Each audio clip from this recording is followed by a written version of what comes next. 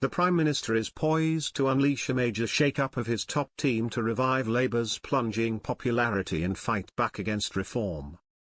Keir Starmer wants to axe Rachel Reeves as Chancellor in a major shake-up of his top team to revive Labour's plunging popularity. In a shock move, the Prime Minister is considering moving Home Secretary Yvette Cooper to the Treasury to boost the country's economic fortunes. His reshuffle would see Starmer loyalist Pat McFadden, currently the Chancellor of the Duchy of Lancaster, shift to the Home Office as the government seeks to get a grip on the immigration crisis. Defence Secretary John Healey is also facing the bullet because of an ongoing defence spending row. The merry-go-round means Luke Pollard could replace Healey at the Mod with Labour newbie and former Royal Marine Alistair Cairns tipped for a defence role. Insiders say an active process is going on as Sir Keir considers how and when to execute a reshuffle, which is most likely to happen in the spring. A Whitehall source said, Keir needs to shake things up and there is an active process going on to consider all the options. They added, there is no doubt that the first 6 months have been pretty rough and the poll ratings show that something needs to change. The source said that former Foreign Secretary David Miliband could replace Peter Mandelson as President of the Global Council. Mr. Miliband was understood to be on the shortlist to become the UK's new US ambassador in Washington, a role eventually given to Mr. Mandelson.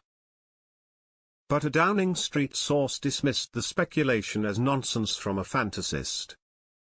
Ms. Reeves has come under intense pressure since her Halloween budget horror show with her policies deeply unpopular and politically damaging. Her decision to scrap the winter fuel payment for pensioners has been met with a furious backlash, as has her move to clobber farmers and family businesses with a 20% inheritance tax raid.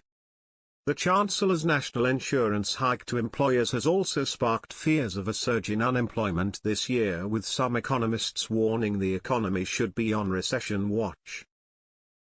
A further pinch point is due next month when the OBR, the government's spending watchdog, publishes its economic and fiscal forecast on March 26. If, as is expected, the news is grim, the Chancellor could be forced to squeeze departmental spending again, further infuriating cabinet colleagues. Last month Sir Keir said he had full confidence in Ms. Reeves, but would not be drawn on whether she would stay in post until the next general election.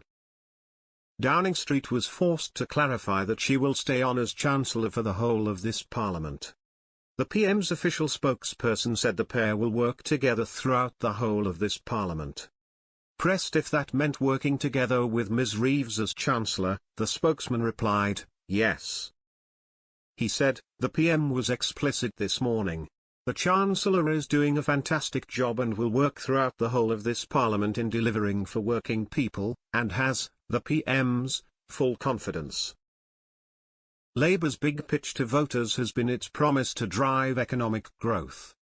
But a flatlining economy plus the government's failure to tackle the UK's immigration crisis has seen Labour and Sir Keir's popularity tumble. Earlier this week Nigel Farage's Reform UK topped a landmark poll, coming ahead of Labour and the Tories for the first time ever. Reform now sits on 25% with Labour second on 24% and the Tories in third on 21%, according to the Sky News/YouGov survey. The Conservatives are on 21% with Lib Dems are on 14% and the Greens just narrowly below 10%. It is a dramatic slide in fortunes for Labour, which cruised to a landslide on July 4, with 35% of the electorate.